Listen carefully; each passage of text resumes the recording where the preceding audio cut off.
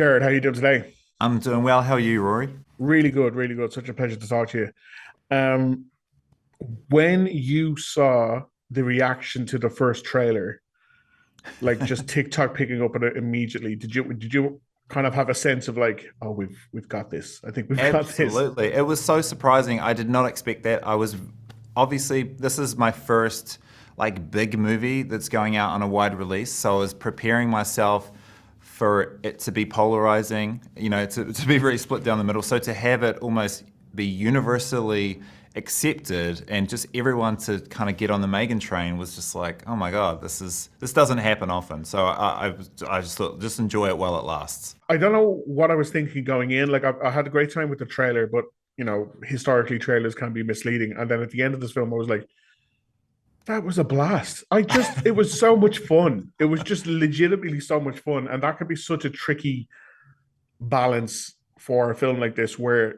you do want it entertaining, you do want it scary. But the film it reminded me of the most was RoboCop Oh, cool. because the fake ads in RoboCop, the satire, but like in this, Mm. they're literally trying to commercialize grief. And it was the funniest dark joke ever.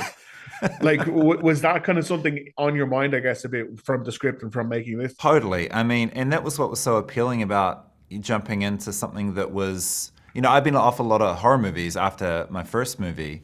And I was looking for something that had a little bit more to it. And not only was this a chance to do horror and comedy, but sci-fi as well. And RoboCop was one of the first things I was thinking of, because I love that film and I love Paul Verhoeven and I love how he's so subversive and he blends satire and violence and all of this stuff into these just absolutely batshit crazy fun mainstream movies. And there's a couple of shots in the film that are directly inspired by RoboCop. So that's awesome that you said that. That's great.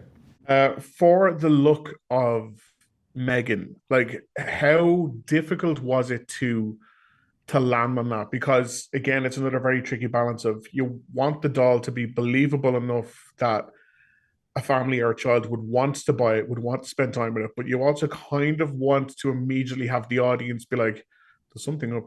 There's something up with Mm, Megan. She's a bit mm, mm, there's something a bit off." Like, so mm. was there different iterations, I guess, of how we eventually landed on the Megan that we have in the film? Yeah, there was. And, as a director, one of the hardest things is just making a decision because you're so worried it's going to be the wrong one. And so this was one of the most agonizing decisions I had to make about how she was going to look. And it was very iterative.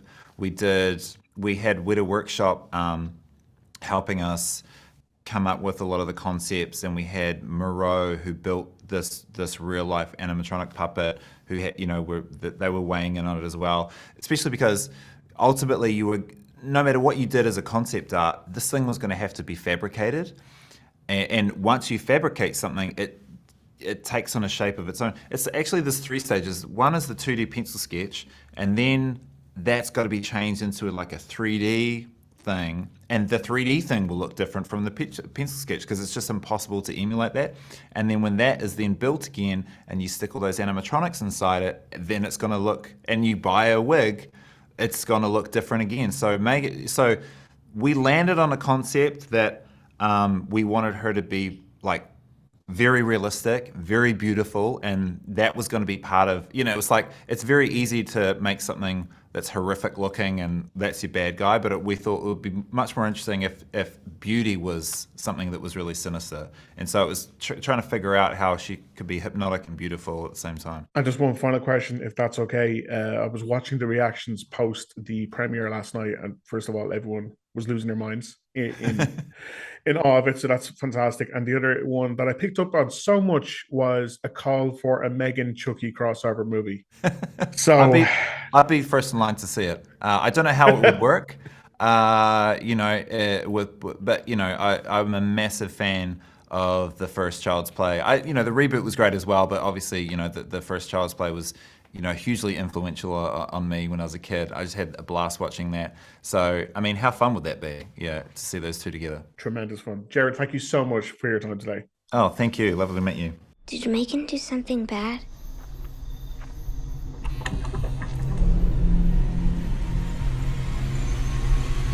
What's going on? What are you? I'm Baby, don't provoke us or we will.